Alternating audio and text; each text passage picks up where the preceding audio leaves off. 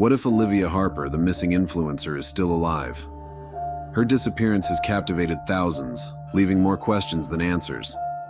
Could she have been hiding in plain sight all along? Let's uncover the truth together.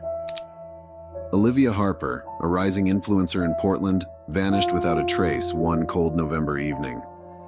What began as a routine disappearance soon spiraled into a chilling mystery that had everyone asking, where is Olivia?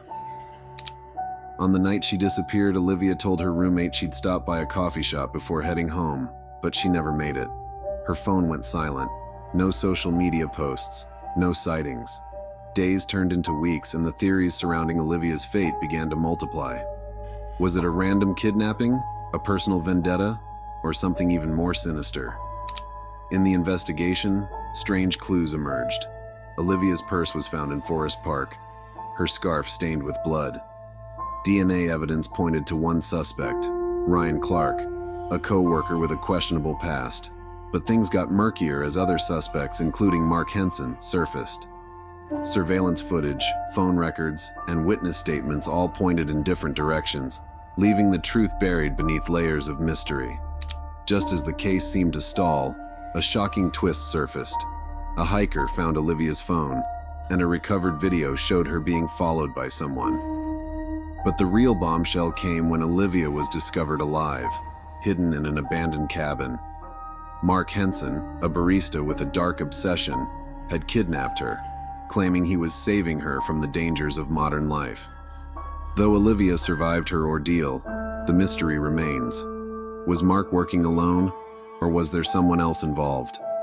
And if it weren't for that jogger, would Olivia have ever been found? What do you think happened to Olivia? Share your theories in the comments below, and don't forget to watch our next video for deeper insights into more chilling disappearances. It was a cold November evening when Olivia Harper, a 28-year-old graphic designer, disappeared without a trace. The last confirmed sighting of Olivia was at 7:15 p.m. when she left her office in downtown Portland, where she worked in a trendy creative agency. Before leaving, she texted her roommate Mia, telling her she would stop by a local coffee shop before heading home.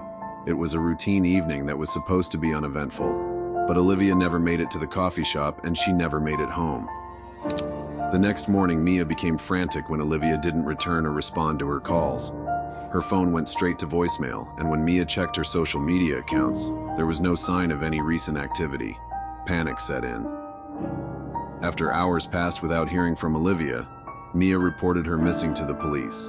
Initially, investigators entertained the possibility that Olivia had just decided to take a spontaneous trip, or perhaps stay over at a friend's house. They assumed that she might be safe, just out of contact. But as the hours turned into days and no leads materialized, the sense that something was terribly wrong began to grow. 4 days after her disappearance, the first breakthrough in the case came when a jogger on a secluded trail in Forest Park, a large urban forest reserve near Portland, discovered Olivia's purse. It was lying forgotten and partially hidden in the underbrush, wedged between some bushes. The jogger immediately called the authorities, and a search of the area was quickly organized.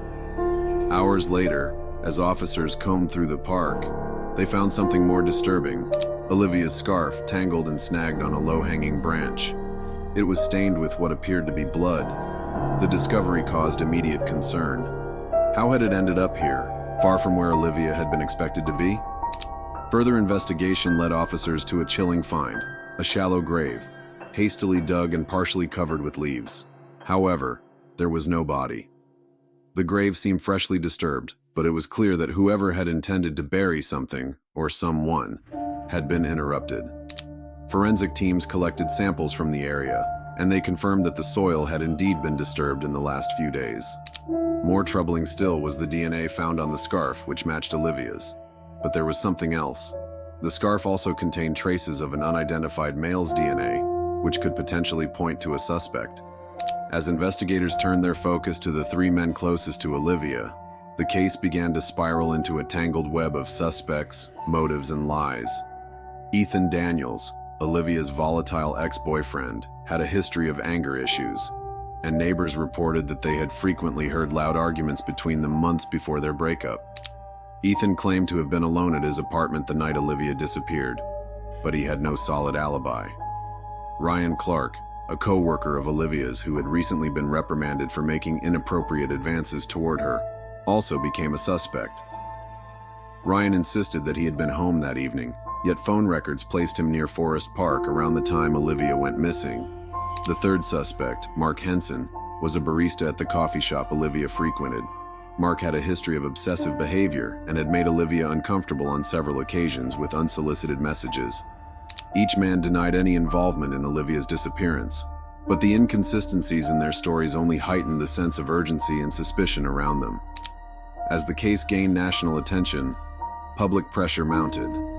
Volunteers formed search parties, combing the areas surrounding Forest Park, and the hashtag #FindOlivia trended on social media. Despite the growing efforts, the case seemed to stall, and it wasn't until a week later that the next significant breakthrough came. A hiker, unaware of the ongoing investigation, found Olivia's phone submerged in a shallow creek near the park.